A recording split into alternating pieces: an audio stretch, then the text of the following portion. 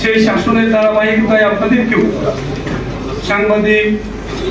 সাংবাদিক সংস্থা সংশ্লিষ্ট সকল ক্ষেত্রে তাদেরকে যে বাকরুদ্ধ করা হয়েছিল তার একটি বই প্রকাশ বিগত কিছুদিন পূর্বে মহান জাতীয় সংসদ নির্বাচনের মধ্য দিয়ে বাংলাদেশ জাতীয়তাবাদী দল বিএনপি এই দেশের পরিচালনায় অধিষ্ঠিত হয়েছেন। আপনার সাংবাদিক ভাই ও বোনদেরকে বিশেষভাবে অনুরোধ করতে চাই, বাংলাদেশ জাতীয়তাবাদী দল একটি বৃহৎ সংগঠন। এই দলের মধ্যে তৃণমূল থেকে তৃণমূল পর্যায়ের নেতৃবৃন্দ, সাধারণ জনগণ সম্পৃক্ত রয়েছে। সেখানে দেশ পরিচালনা করতে হলে খুঁটিনাটি কিছু না কিছু ঝামেলা হতেই পারে। আপনারা আত্মসমালোচনা অবশ্যই থাকতে হবে আপনাদের মাধ্যমে।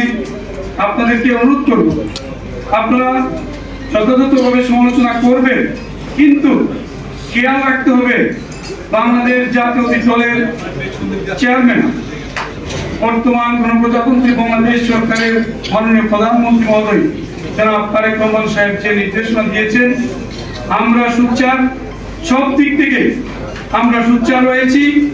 কোনোভাবে নেতার নির্দেশনাকে অমান্য করে আমরা এই রাষ্ট্রে কোনো মতে নেতৃত্ব দিতে চাই না।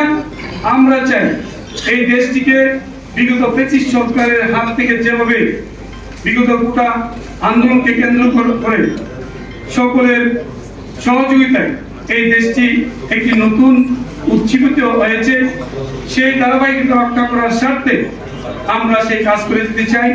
সেই লক্ষ্যে আমাদের গণপ্রজাতন্ত্রী বাংলাদেশ সরকারের মাননীয় প্রধানমন্ত্রী মহোদয় বলেছেন, বাংলাদেশকে একটি দুর্নীতি থেকে জিরো টলারেন্স নিয়ে যেতে চাই।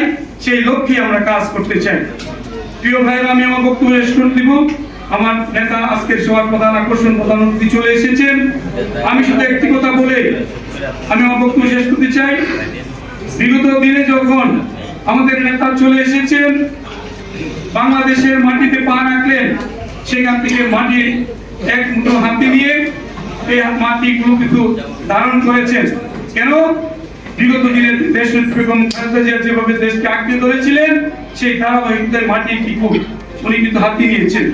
সেই ধারাবাহিকতায় আবার যখন স্টেজে চলে আসলেন 300 ফিটে, সেখানে দেখলাম একটি টিস্যু হাতে উনি ব্যবহার করলেন।